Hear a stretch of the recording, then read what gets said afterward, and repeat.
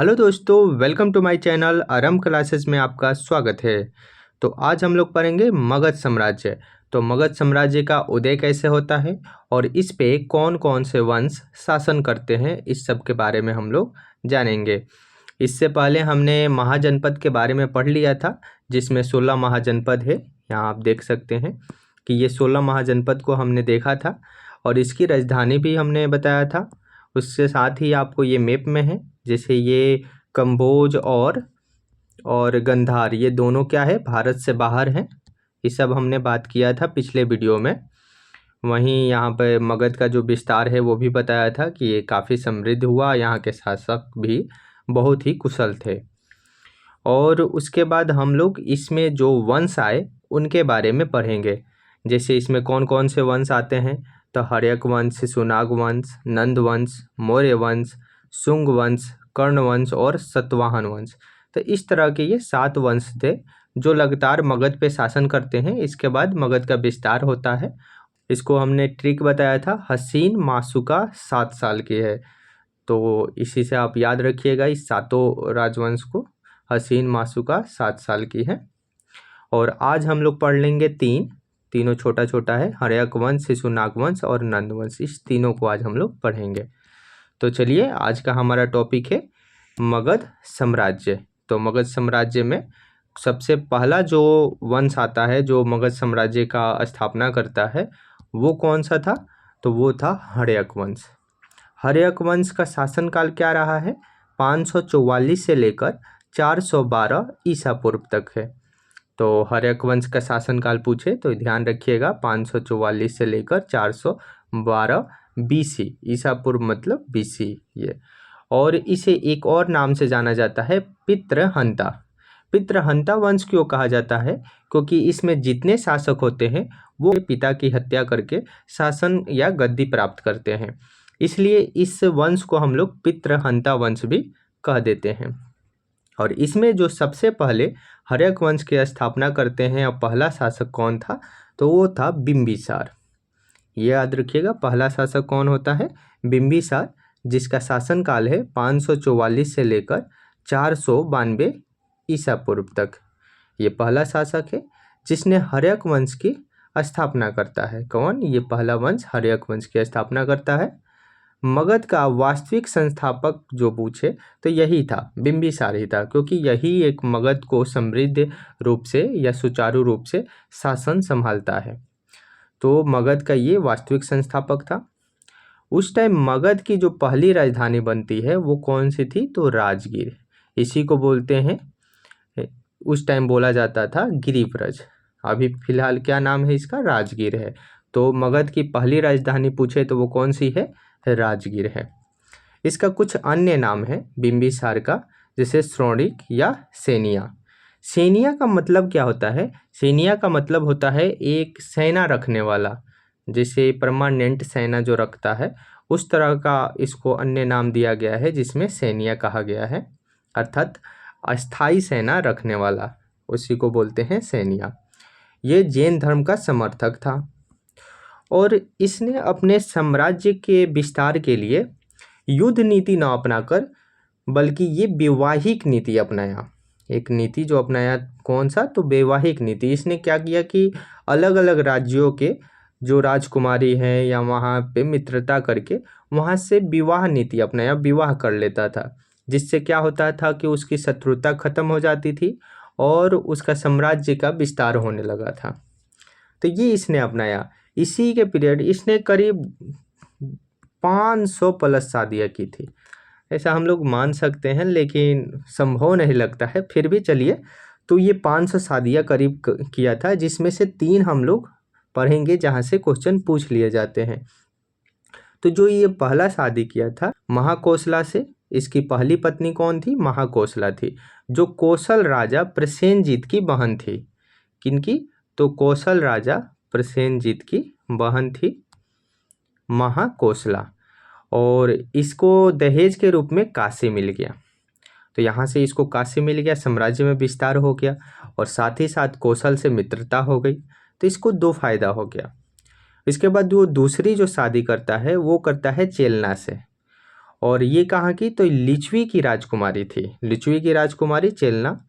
और इसी से अगला जो शासक बनता है अजातशत्रु, इसकी ये थी पुत्र होता है, यही अजातशत्रु का, ये किसका पुत्र था, तो चेलना का था। और यही इसका तीसरी जो पत्नी थी क्षेमा, ये पंजाब के मद्र कुल के प्रधान की पुत्री थी।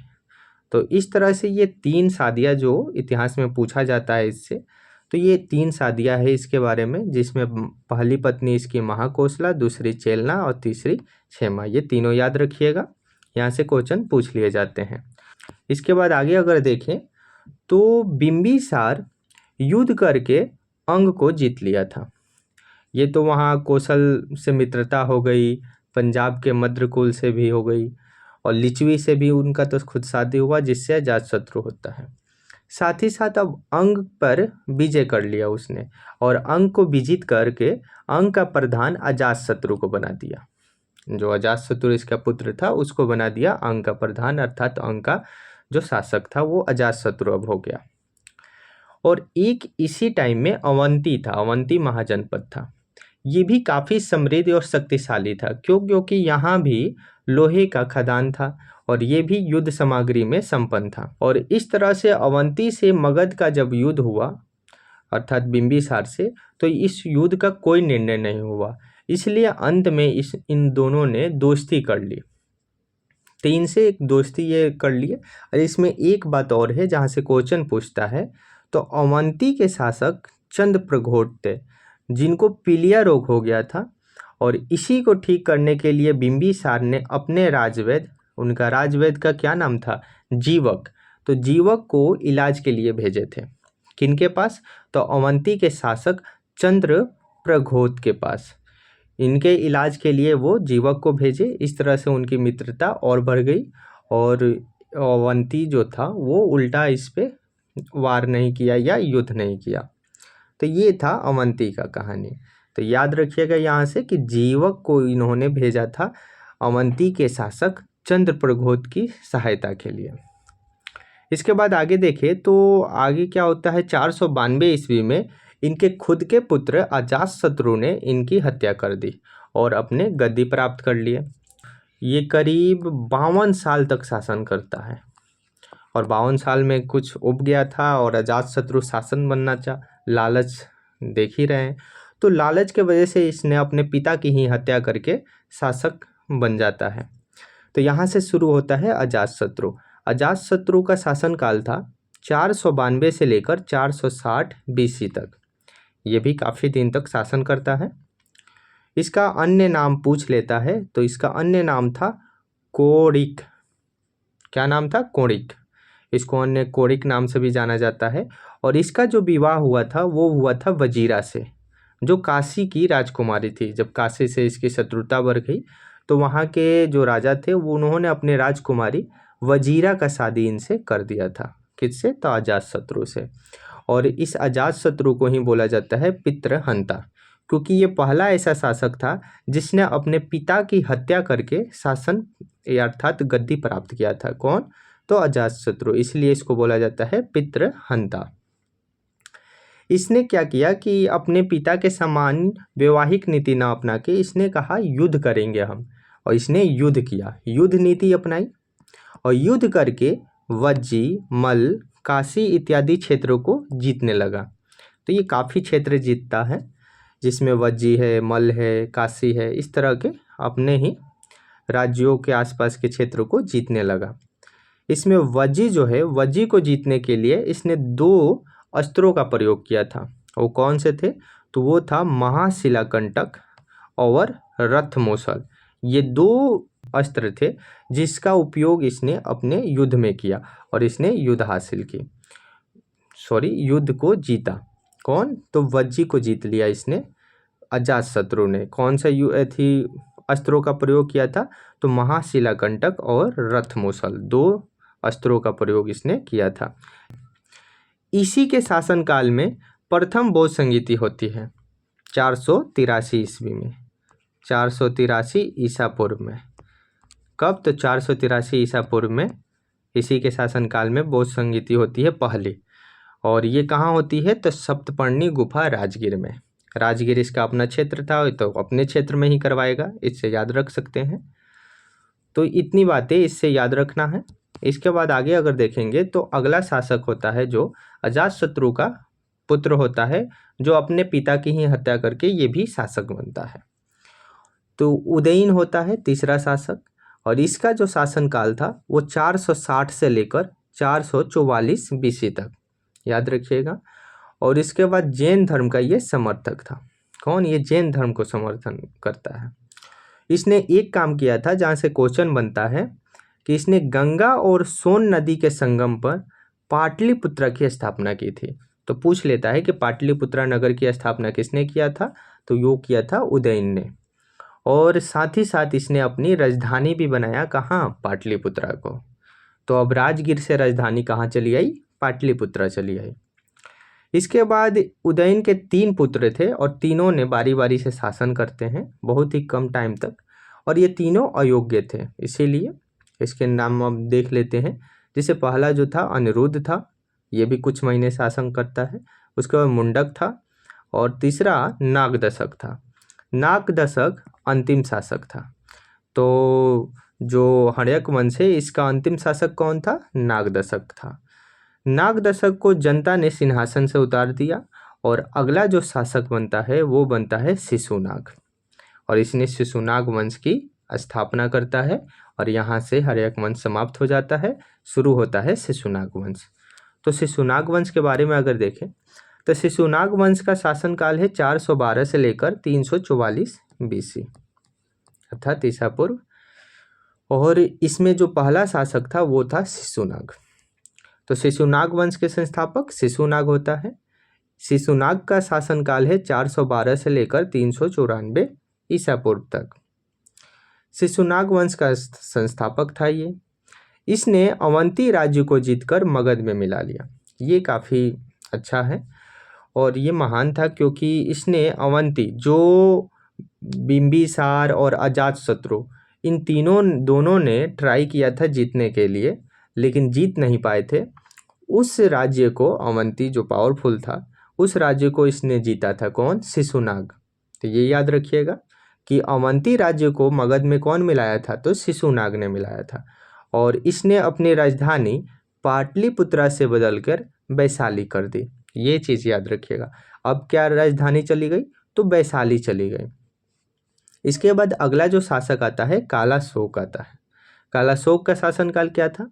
तो 394 से लेकर 366 बीसी तक, अर्थात ईसा पूर्व। इसका उपनाम पूछ लेता है। इसका उपनाम था काकवर्ण।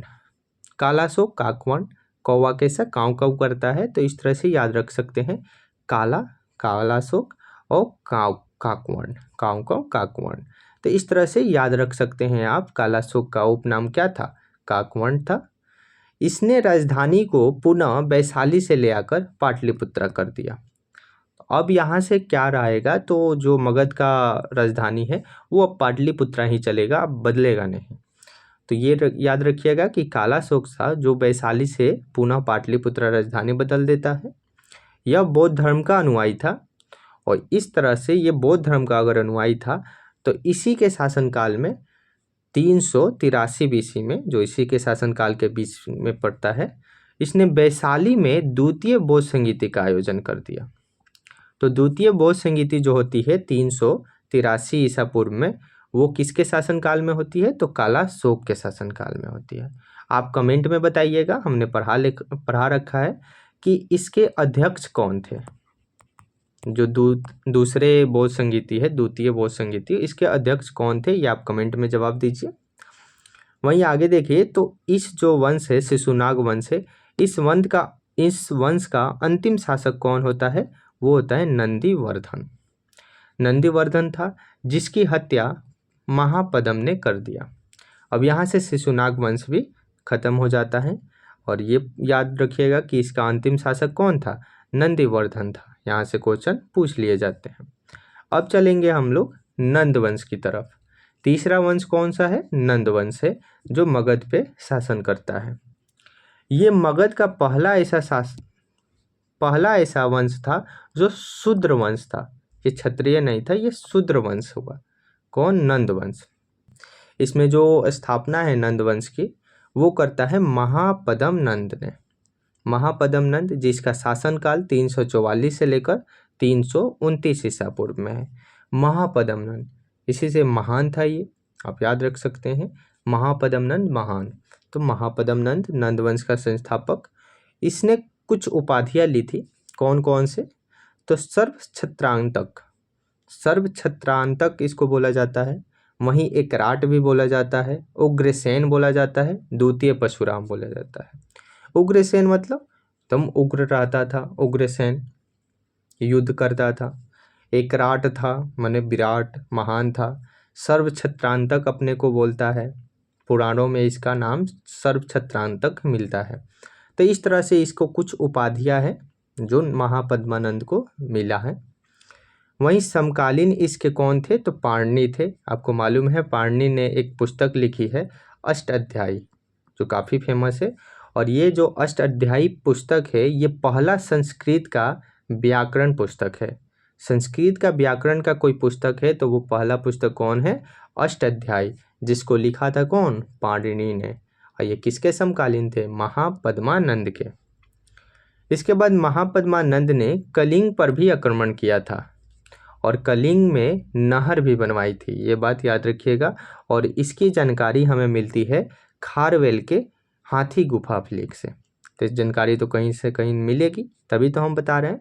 तो महापद्मानंद ने कलिंग पर आक्रमण किया था, इसकी जानकारी हमें मिलती है खारवेल के हाथी गुफा अभिलेख से।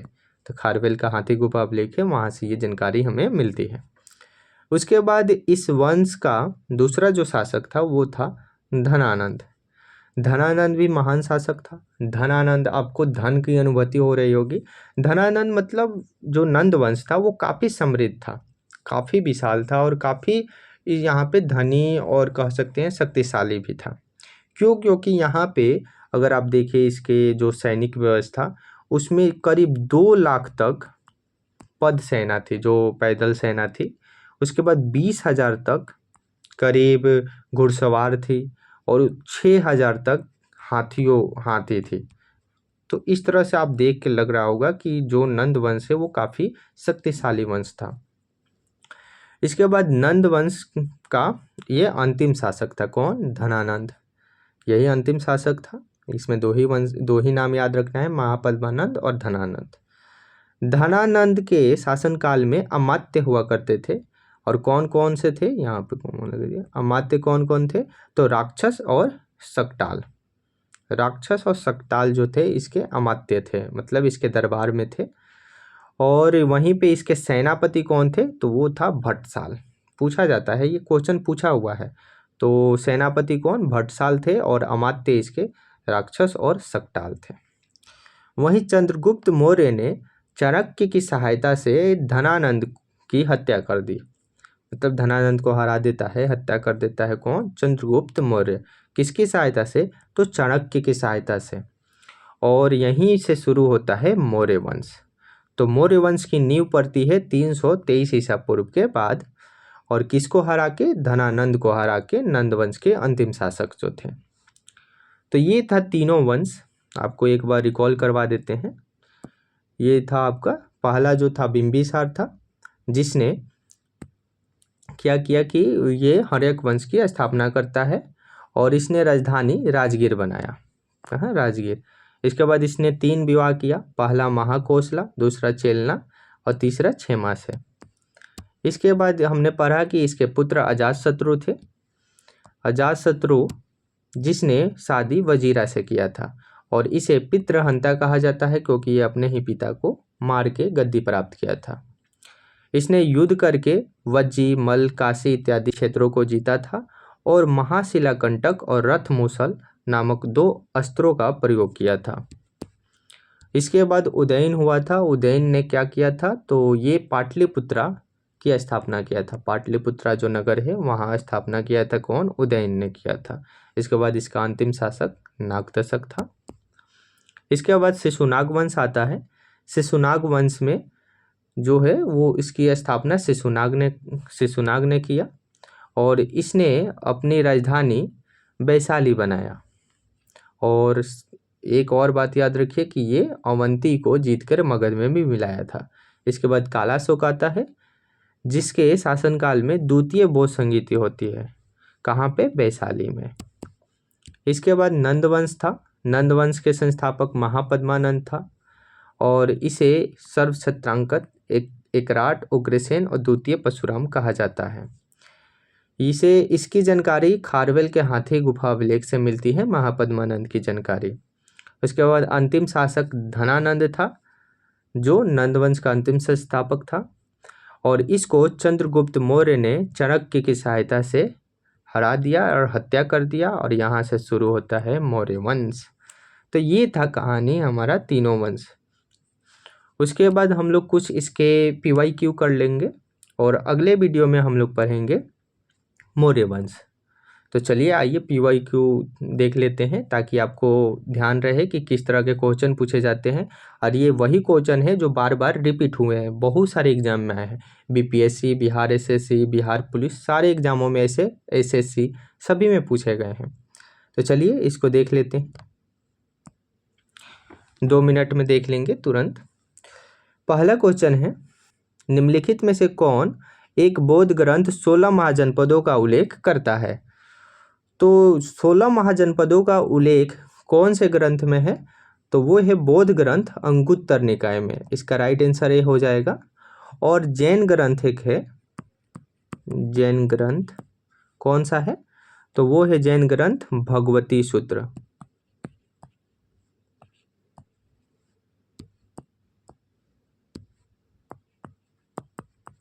तो इस दोनों में जानकारी मिलती है हमें 16 महाजनपद के।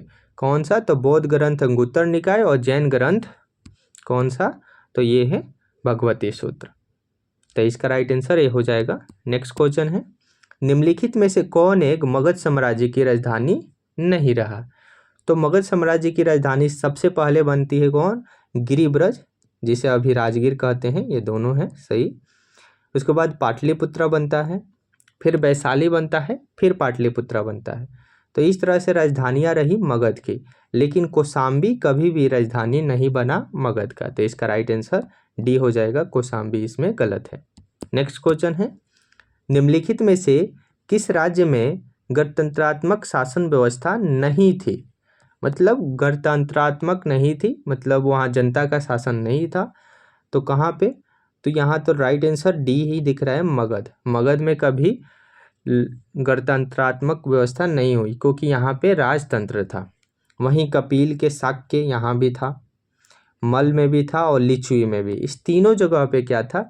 गणतंत्रात्मक व्यवस्था थी, और वहीं मगध में नहीं था। तो इसका राइट आंसर डी हो जाएगा। नेक्स्ट क्वेश्चन है, निम्नलिखित में से किसे सेनिया या नियमित या अस्थाई सेना रखने वाला कहा जाता है? अभी हमने पीछे पढ़ा था कि सेनिया का मतलब क्या है? अस्थाई सेना रखने वाला को सेनिया कहा जाता है। और ये कहा गया था पहला शासक हर्यक वंश का, कौन था? बिंबिसार को। तो इसका राइट आंसर क्या हो जाएगा? ए, बिंबिसार। नेक्स्ट क्वेश्चन है, निम्नलिखित में से किसे उग्रसेन या भयानक सेना का स्वामी कहा जाता है? उग्रसेन या महान, आप याद रखिए, याद करिए। उग्रसेन किसे? उग्रसेन, एकराट, सर्वछत्रांतक।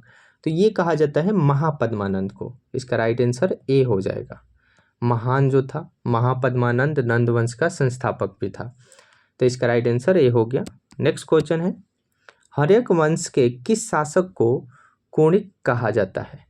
तो अभी हमने देखा था कुणिक किसको कहा गया है? तो बिंबिसार के पुत्र अजातशत्रु को। इसका राइट आंसर सी हो। अजातशत्रु को क्या कहा गया है? तो कुणिक कहा गया है। और इसने किससे शादी किया था? तो वजीरा से।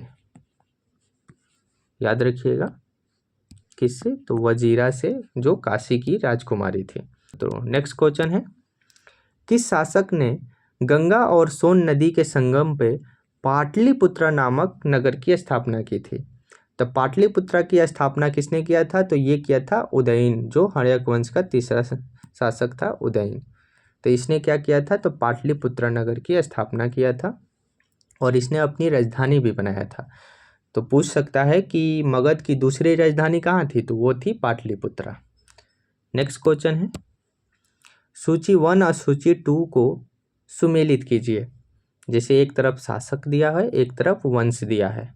चलिए देख लेते हैं। बिंबिसार, तो बिंबिसार हर्यक वंश का संस्थापक था, इसका तो ए ही हो जाएगा।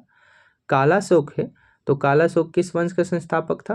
तो ये था शिशुनाग वंश का संस्थापक, इसका राइट आंसर 2 हो जाएगा। बिंदुसार मौर्य वंश का संस्थापक था। ये आपको आगे हम मौर्य वंश पढ़ाएंगे तो वहाँ हम लोग पढ़ेंगे, अभी जान लीजिए कि बिंदुसार जो है वो मौर्य वंश का था। और महापद्मानंद ये नंद वंश का संस्थापक था। तो इस तरह से इसका मिलान हो जाएगा, ए का 1, बी का 2, सी का 4 और डी का 3। तो ये था इसका राइट आंसर। नेक्स्ट क्वेश्चन है, मगध की प्रथम राजधानी कौन सी थी? तो मगध की प्रथम राजधानी थी गिरिब्रज, जिसे राजगीर भी कहा जाता है। नेक्स्ट क्वेश्चन है, 16 महाजनपदों की सूची उपलब्ध है, तो ये कहाँ है? तो अंगुत्तर निकाय में और साथ ही साथ भगवती सूत्र में। तो ये दोनों जगह से मिलता है हमें 16 महाजनपदों की जानकारी। नेक्स्ट क्वेश्चन है, नंद वंश का अंतिम सम्राट कौन था? तो नंद वंश का अंतिम सम्राट था कौन? तो ये था धनानंद, इसका राइट आंसर बी हो जाएगा, धनानंद। और इसी को चंद्रगुप्त मौर्य हरा देता है चाणक्य की सहायता से और मौर्य वंश की स्थापना होती है। तो इसका राइट आंसर बी हो गया। नेक्स्ट क्वेश्चन है, मगध सम्राट बिंबिसार ने अपने राजवैद्य जीवक को किस राज्य के राजा की चिकित्सा के लिए भेजा था? तो जीवक कहाँ भेजा था? जीवक को बिंबिसार ने, तो ये भेजा था अवंती के राजा चंद्रप्रघोत के पास। इसका राइट आंसर सी हो जाएगा। जिनको कौन सी रोग हुआ था? तो पीलिया।